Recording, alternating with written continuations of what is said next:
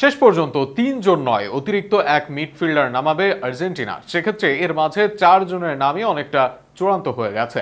তবে ম্যাচের আগ পর্যন্ত এদের মাঝ থেকেই যোগ বিয়োগের গুঞ্জন আছে। মাঝমাঠে নেতৃত্ব দেওয়ার কাজটা আসবে চেলসির ইনজো ফার্নান্ডেজের কাছে। তার সাথে কারা থাকবেন এই তালিকায়, কোন মিডফিল্ডারদের নিয়ে আলজেরিয়ার বিপক্ষে বিশ্বকাপে নামবেন কোচ, তা নিয়ে থাকছে প্রতিবেদনে। বিশ্বকাপের গুরুত্বপূর্ণ ম্যাচ যত ঘনিয়ে আসছে ততই বাড়ছে আর্জেন্টিনার সম্ভাব্য একাদশ নিয়ে আলোচনা। বিশেষ করে মাঝমাঠে কারা থাকবেন সেটাই এখন সবচেয়ে বড় প্রশ্ন, কারণ আধুনিক ফুটবলে ম্যাচের নিয়ন্ত্রণ অনেকটাই নির্ভর করে মিডফিল্ডের উপর। গত বিশ্বকাপে এই মিডফিল্ডাররাই আর্জেন্টিনাকে বদলে দেয় ইতিহাস, আর সেই জায়গাতে এবারও সবচেয়ে শক্তিশালী রূপে দেখা যেতে পারে আর্জেন্টিনাকেই। বিভিন্ন সূত্র ও কৌশলগত বিশ্লেষণ বলছে এবার হয়তো ৩ মিডফিল্ডারের বদলে ৪ মিডফিল্ডার নিয়ে মাঠে নামতে পারে আলভিসেলেস তারা। মাঝমাঠে ফরমেশন ৪ জন রাখবেন লিওনেল স্কালোনি, সেখানে কোনো উইঙ্গার নয় বরং ৪ জন জেনুইন মিডফিল্ডারকে দিয়েই শুরু করার ভাবছেন এই আর্জেন্টাইন কোচ। আর সেখানেই নামগুলো চলে আসছে গুঞ্জনের ফাঁকে।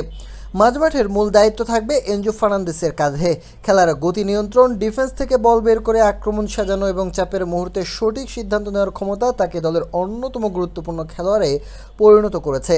চেলসির এই অধিনায়ক ব্যক্তিগতভাবে আছেন ফর্মে, সেই ফর্মটাই চাইবেন ধরে রাখতে। তবে আগের মতো সেই ফর্মটা নেই ম্যাকলিস্টারের, তবু স্কালোনির ভরসা রাখতে চাইবেন তার উপর। সেক্ষেত্রে সেলসো ও প্যারাদিস নিয়ে আলোচনা থাকলেও তাদের দেখার সম্ভাবনা বেশ কম।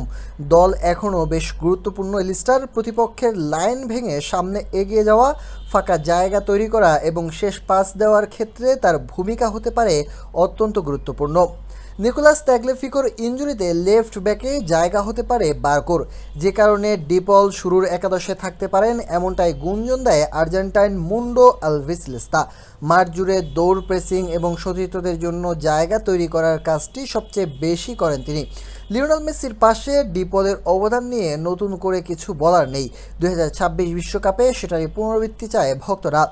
অনেকে ভেবেছিলেন সিমিওনে আসবেন রাইট মিডফিল্ডে, অনেকেই আবার বাজি ধরেন পাসকে নিয়ে। তবে আর্জেন্টাইন চতুর্থ মিডফিল্ডার হবেন থিয়াগো আলমাদা।